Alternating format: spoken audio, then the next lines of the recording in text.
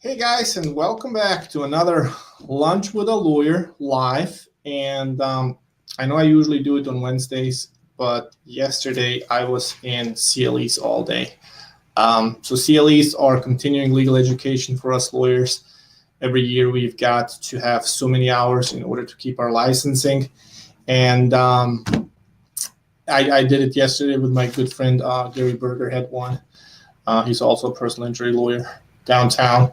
And it was a good event. I learned a lot, and I think all of us, no matter what you do, it should be a goal to learn something new every day, every month, every year, and improve ourselves.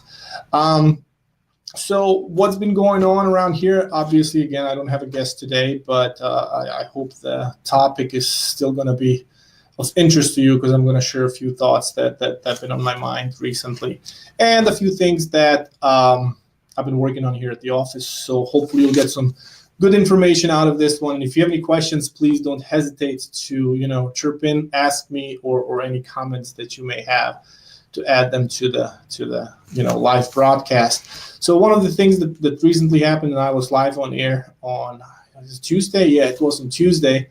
Was our little giveaway. And what struck me with that is the, how am I going to put it, the goodness of our community. I mean, look at it. Emina and Bego Rahmanovic won that raffle, and they wanted to give it to our very own Nirmana.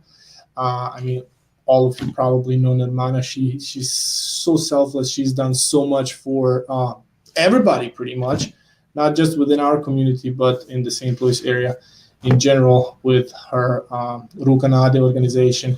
And I think she's doing an amazing job. And I hope she continues doing that. So again, Nirmana, you're the one that's going to get the dinner for two at Garbage Restaurant. So whenever you get a chance, stop by, or first reach out to us. So sometimes you're not here, and we'll get that arranged. But as I said in my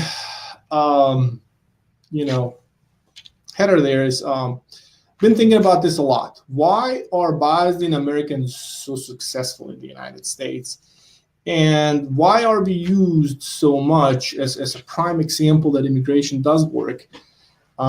Because at the end of the day, the Bosnian-American community is actually very, very young here in the United States. So we've been here, 20, 25 years.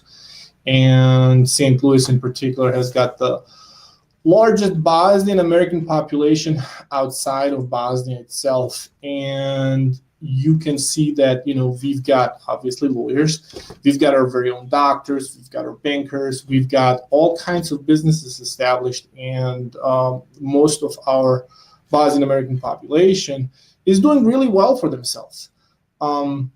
Obviously, we've got a few bad apples, just like any other community in the United States does. People that do stupid stuff, and sometimes it reflects bad on the community in general. But I think for the most part, the Bosnian American community has done really, really well. And, that's being echoed across the United States. So the questions that I've got is, why is that? Why are we, maybe more successful than other immigrant communities that have come to the United States? And why have we achieved so much in actually such a short period of time? And a couple of things that are on my mind is, I think education is one component of that. And when I say education, I think most of our Bosnian Americans here in the St. Louis area, and I think in the United States in general, have come over here with some sort of a higher education. I mean, we value education. We like our kids to, go to school. So that is one of the reasons that I think, the Bosnian American community is succeeding. The other thing is work ethics. I mean, at the end of the day, I know my parents, I'm going to start at home, have been working really, really hard ever since we touched down from overseas. And I think that most other Bosnian Americans are really, trying their best to stay out of trouble, to, work hard, to provide for their families, to keep their head down, and achieve some financial stability for their family. And I think that's also being seen on the, new kids on the block, right? The generation that's been born here, a lot of them are, getting out of high school, they're completing colleges, they're completing higher degrees, Harvard Law, Yale, and all these big universities that you've heard of. Bosnian Americans are attending and completing, and I think in business as well, we are seeing a lot of success from those individuals. And the last thing that's going to be a little, how am I going to put it nicely? Problematic, maybe? No, not problematic. I think it's going to raise a few eyebrows when I say it. Maybe it's our skin color. Okay, and when I say that, obviously, Bosnian Americans are white, and I think the United States right now still does have a problem with racial inequality. That can probably be debated back and forth that, no matter what your skin color is, you can obviously succeed here in the United States, and I fully agree with that. But I also think that if you're, not white, I think it's a bit more difficult to do so. And so that may be one of the reasons that the Bosnian Americans have succeeded here in the United States. And then the other thing that, kind of follows from us being so many here in the United States, and particularly in St. Louis, is that as soon as you open up a business, and this kind of pertains to our business people, is that we've already got an established client base. So if I open up a law office, I know there's like 70,000 Bosnians in the St. Louis area that I can, work with. And I think for most other Bosnian American businesses, that has been true as well. Now, once they've achieved a certain, certain degree of success, they obviously branch out and cater to everybody and anybody. But I think the foundation that we've got here in St. Louis is just that there are so many of us. I think it's much easier for us to start a business. So those are my thoughts on why Bosnian Americans are so successful in the United States. If you agree or disagree, there's obviously all kinds of ways to look at that stuff. So what else has been going on here at the office? What we've seen a lot recently. With the summer comes the outdoor season, and the couple of cases that I've worked on recently are dog bite cases, and I've had a few questions about that.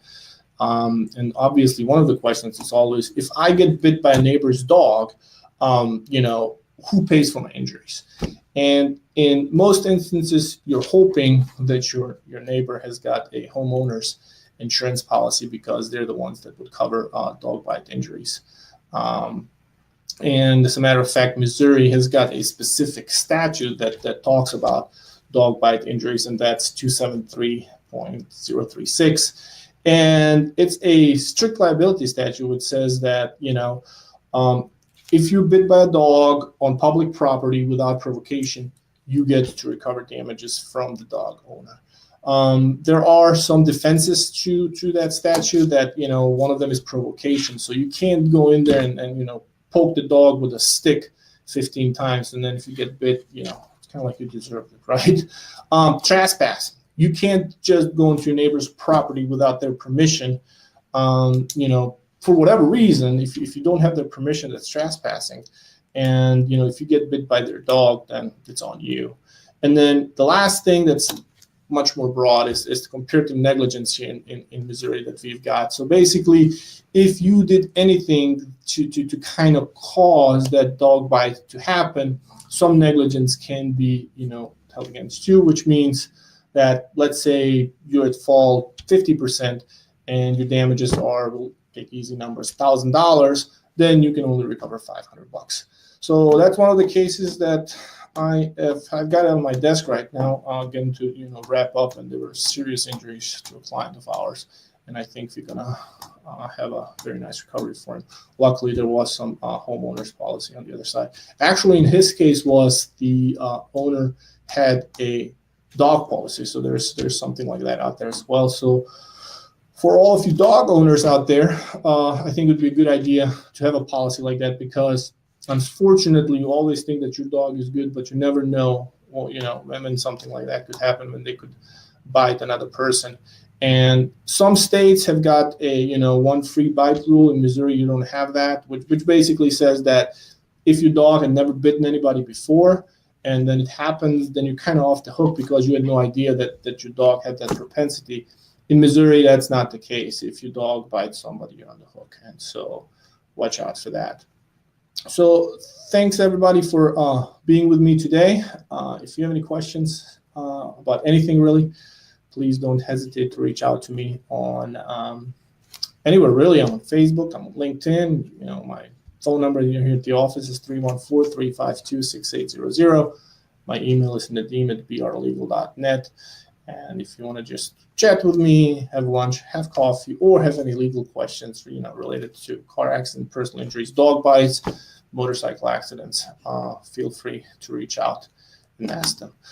Thanks again, and I hope all of you have a wonderful rest of the day and a safe weekend.